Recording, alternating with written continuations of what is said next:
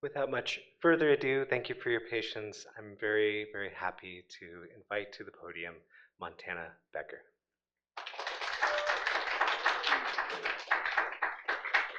Thank you so much, Gabriel. I'm so excited to be with you today. My name is Montana Becker. I am a painter here in the MFA program. I'm really excited to get to share with you today. Before I start, I want to express gratitude to quite a few people who've helped me along this journey. First, my husband, Leighton Becker, has been an absolute rock for me through this process and has always pushed me to dream bigger than I think that I can, and supported all of my crazy ideas, which are many. My family, I'm so thankful to them for always just showing me what it means to dream big, and again, similar to my husband, never thinking that any dream is too big for me to chase. My mentor, Anne, has been incredible through this process. I can't think of anyone I would have rather had as my mentor in this program. She has made me a much better artist than I was coming in, and I'm so thankful to her for that. To my classmates, I truly cannot think of anyone I would have rather had this awesome journey with.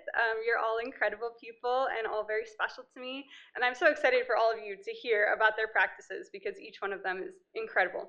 To my MCAD faculty and staff, not all of the people who have helped me are listed here, and I just want to say that these are very important people to me, but there are so many people here at MCAD who have made me feel so welcome and supported and taught me a tremendous amount, and I'm very, very thankful to all of them. And finally, praise to my creator for the opportunity to be here, to be in taking breath with you and getting to share my story. So the way that I've broken up my presentation is I'm going to start with giving you some background about me and where I come from and about the artists that have inspired my work and led me to make the work that I make. And I felt there was no place more fitting as an artist who is doing work about home and memory and family to start than my home farm in Princeton, Minnesota. I'm a Minnesota native. I grew up on a farm. This is actually an image of what it looks like from the front porch of my mom and dad's home. And as a child, I spent a lot of time running through the woods and caring for livestock and being in the natural world. I can remember many times where I got in trouble for wandering off in the woods by myself and not telling people where I was going, and my mom can attest. She's laughing right now. But I think that my upbringing in the land and so close to the land impacted my interest in making art about the land. And I'm still making work about this particular landscape that I'm sharing with you today. I do have art ancestors within the large canon of art history, but before I get to them, I need to share the art ancestors that I have in my own family. So going from left to right, I'm going to share a little bit about each of these people. My mom is a chef, and she's been making incredible works of art with food for me since I was a very young child. My grandmother is a seamstress and a quilt maker, and she's taught me a lot about how to sew, which has become part of my practice as well. My Aunt Jan is a poet, I recently learned, and she's inspired a huge interest in poetry for me. And then my grandfather is a woodworker, and he's been an artist his entire life. And I don't know if all of these people would identify themselves as artists, but they have had a huge impact on me and teaching me how to live creatively, and I'm so thankful for them. Jumping into the canon of art history, I want to start with the abstract expressionist movement. Coming into the program, I was really interested in abstract expressionism. I was studying it a lot. I was really interested in the physicality and the gestural nature of the AE painting movement.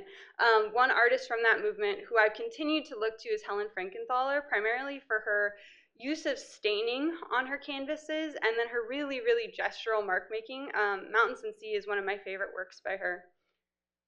Sam Gilliam, a little bit later than Helen Frankenthaler. I looked to him for his rejection of the canvas stretcher. He was making a lot of work, specifically his draped paintings that broke out of this box that we understand painting in and actually using an entire space to create a painting. I also take a lot of inspiration from the land artists. I'm going to look to Richard Long and Giuseppe Pannoni today, but they're not the only ones that I sort of reference. Richard Long, I really appreciate for his use of walking to actually mark the landscape and find it really interesting. And then Giuseppe Pannoni often does work where he is intervening in the land or in the natural, using bronze typically and leaving his work over time to be affected by the natural and the natural to be affected by his work. And I think that that interplay and relationship is quite interesting. finally, Mary Oliver is a poet that I really, really enjoy, who's inspired a lot of my work today. I like to say that Mary Oliver did in poetry what I hope to someday be able to do in painting. And one work by her, Thirst, I quite enjoy the last line that says, "Love for the earth and love for you are having such a long conversation in my heart." And this is sort of how I feel about my relationship to my creator and the work that I make. Jumping into my art practice, I wanted to start by sharing a painting that I created in the last year of my undergrad. It was actually the last painting that I made in undergrad. It was the largest canvas I'd ever worked on. And conceptually, it was dealing with an issue of time, the passage of time, memory, and land. And I was using the silhouettes of landscapes, of people, of buildings to sort of articulate my struggle with the loss of time and with letting go of history and the letting go of the past. And I've included this piece specifically because I think I'm really dealing with the same conceptual issues in the work that I'm making now, doing it in a very different way, but this piece is sort of like a touchstone that I look back to understand how I've come to be where I am now. So when I came into the program here at MCAD, I interestingly thought that I was going to come in and make these non-objective abstract paintings. And the first painting I made is this lovely little plant painting, Milkweed 1, which is the first representational thing that I had done in a really long time. So I sort of became really enamored with the plant life around the MFA building, with gardens, with landscape here in Minneapolis, actually, and was making work that was really about layering and about creating atmosphere and space that was a little bit confusing to go into in the way that memory is sometimes a bit confusing to go into.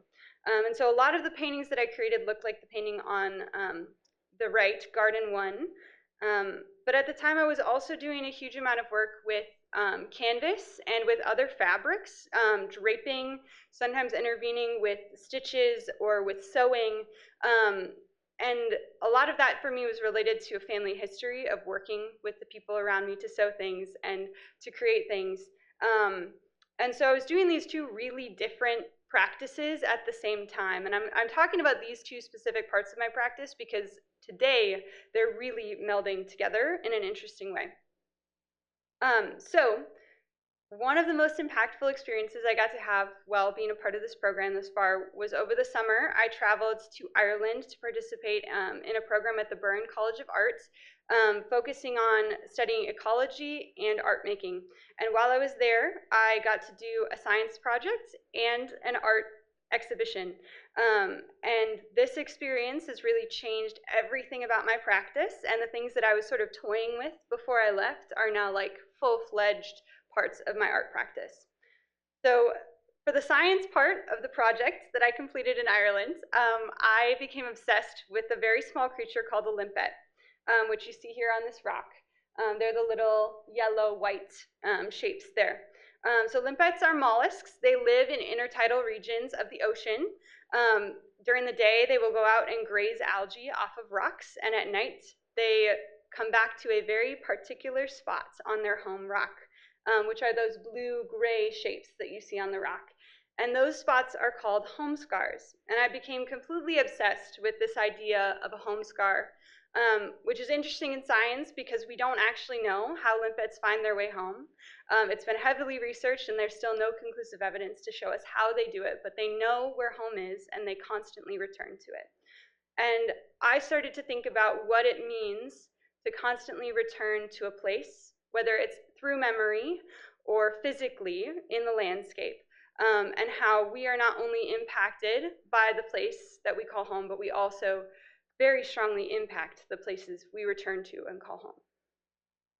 So I started to do sort of a radical practice for me, which was to take raw canvas, my paintings, which I generally hold as pretty precious, out into the landscape and let them not only be marked by me via the paintbrush, but also become marked by the land through rain often. Sometimes it was from dragging them across the ground. Sometimes I was throwing sand on them, or they were getting dirt on them. Sometimes they were getting seaweed and other elements on them. And so I was trying to work out a physical process of practicing marking the canvas and letting it be marked by the land. These are just some images of my process. Sometimes I was like piling things onto the canvas and leaving it to be rained on. And through that process, I developed a body of work that I'm going to show now, and I titled them all Home Scar. They were each celebrating a different ecological element of the Irish landscape. What you see here, I've obviously like worked in some more representational elements via memory of my experience in the landscape.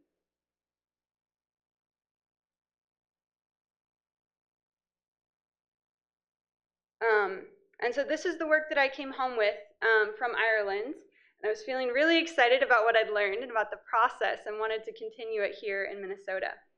So this is the first painting I did coming home that I actually left in a ditch for several days overnight, which is something I wasn't doing in Ireland. So I kind of expanded the practice to see what would happen if I left my canvases in a place and space over time and what that means. And so this image I also took sort of investigating how photography could also play into my painting practice. And this is just another image of that canvas being left and sort of like impacted by the environment over time. And then I also started taking more intentional photographs of the work, trying not just to create a painting, but to actually create a photograph that could stand alone as a painting in a way.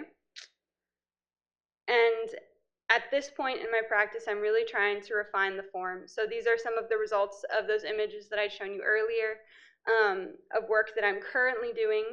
The interplay between the natural and my intervention in the canvas is a really, really big theme that I'm continuing to investigate, and also the letting go of the work so that my control is not so much the lead, but that it's also really in the control of the natural world also. Thank you.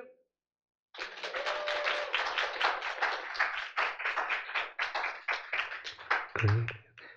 So this is an opportunity for anybody in the audience, and as well anyone who's visiting online, to ask Montana questions. Please just raise your hand.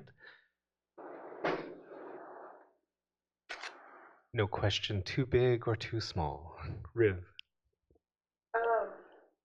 I'm really interested in the interplay in your practice between, I know that you like to go and paint what you see in the moment and like paint in the field, but this painting from memory seems like also an important part of your practice. Like, how do you know when it's time for each one of those? Do they ever, or do they often come both into the same painting? How do you think about those two modes? I think about it as being present in both. So I often will start the process like with an experience, like taking the canvas to a place and having that experience and painting from what I'm seeing. But I sort of think that if I'm going to do paintings about memory, then the process needs to mirror the concept. And so when I bring the canvas back into my studio, I try really hard never to use a reference and to force myself to actually remember the experience, because when I think about how to articulate memory, it feels like there's no better way than to force yourself to remember to create a painting, because that's really like how it feels for me to go back and dig back into the memory to find something. Is it's not always going to come out the way that it is, and that's sort of why abstraction is so important in the process also, is to paint a realistic memory feels too direct for me. It has to be abstract.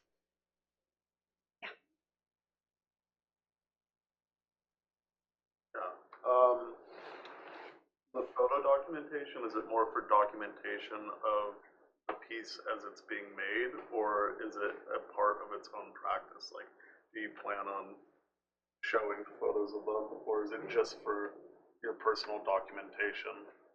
Yeah, I think at first it started as just for personal documentation, and then I noticed that some really interesting things were happening, and that the photos themselves were starting to actually look like paintings on their own. So it's a really new part of my practice, but I'm thinking that it's going to sort of transition into being its own body of work, related but not entangled with the painted work. I was just curious, are you intending to go back to Ireland to study more or explore? Actually, yes. I'm going back to Ireland in January to do a residency, which I'm really excited about. I developed a really strong relationship with that particular landscape and also just with the people at the college. And I'm really excited to get to return and see what else is there for me because I don't think I'm done with that landscape yet. So. Are there any last questions?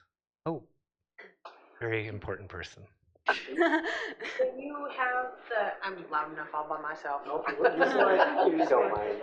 No, it's okay. When you, like, I know when you went to Ireland and you used different pieces of the landscape to lay on the canvas, I always found that interesting when you came home and were talking about it. When you do it out, like in the field where it was next to the road there, Yeah. is there other stuff that you use? Is there certain types of rocks, sticks, sand, whatever that you prefer over other things that make those canvases look the way they do? I think I sort of try to let it be whatever's there because that feels the most authentic for me. Like I don't necessarily want it. It's not necessarily supposed to be my intervention, right? Like the canvas being in place is supposed to be the landscape intervening in my work, and so I want the work to be impacted by what was present at the time. Yeah. Thank you, everybody, for your fantastic questions. Please give a round of applause to Montana Becker. Thank you so much, Montana.